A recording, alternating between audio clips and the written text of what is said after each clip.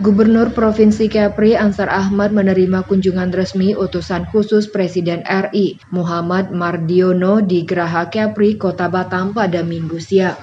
Dalam kunjungan kerjanya selama sehari tersebut, pejabat utusan khusus Presiden berdialog dengan Gubernur Ansar Ahmad bersama seluruh organisasi perangkat daerah dan staf percepatan pembangunan dengan tujuan untuk menghimpun kondisi dan ketahanan pangan yang terdapat di Provinsi Kepri yang selama ini dikenal luas kawasan lautnya daripada daratnya.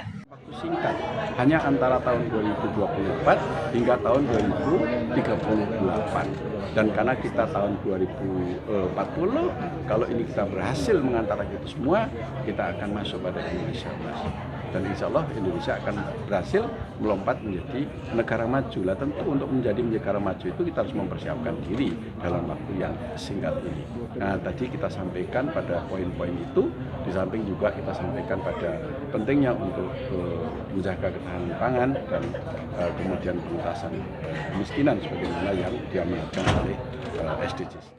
Sementara itu, dalam paparannya, Gubernur Ansar Ahmad menjelaskan bahwa sebagai wilayah kepulauan, Provinsi Kepri masih sangat perlu diperhatikan dari pemerintah pusat, di samping letak geografis yang berbatasan langsung dengan beberapa negara tetangga, dan potensi alam yang masih banyak harus dikembangkan. Tadi kan ada masukan-masukan penting. Pertama, berkaitan dengan jaminan penyelenggaraan pesta demokrasi ini mesti berjalan dengan baik.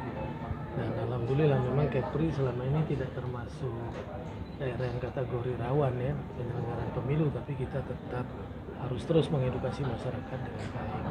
Yang kedua, tadi ada satu catatan penting berbicara soal ketahanan pangan dan situasi kemungkinan El Nino dan lainnya, fluktuasi pangan di dunia juga.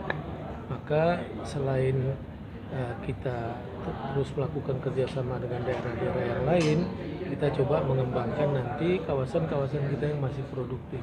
Tapi ada satu catatan penting adalah melakukan penghematan. Yang selama ini harus kita akui ya, kalau seluruhnya pemerintah ini dengan instruksi yang keras harus melakukan penghematan, tidak mubazir makanan pangan kita sehari-hari, saya kira tadi bahkan mungkin bisa lebih dari 140 triliun rupiah itu. Maka mudah-mudahan Kepri bisa jadi trigger pertama nanti. Saya akan dorong ini ya, katakanlah kalau kita acara-acara kadang-kadang makanan berlebih-lebihan, kalau protokol itu memesan makanan berlebih-lebihan, kita nggak tahu apa motivasinya juga ya, tapi itu harus dari kita semua kita awali.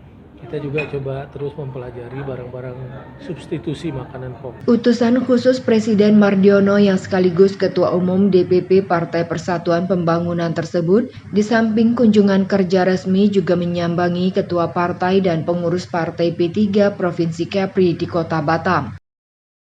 Abdul Haris melaporkan dari Batam.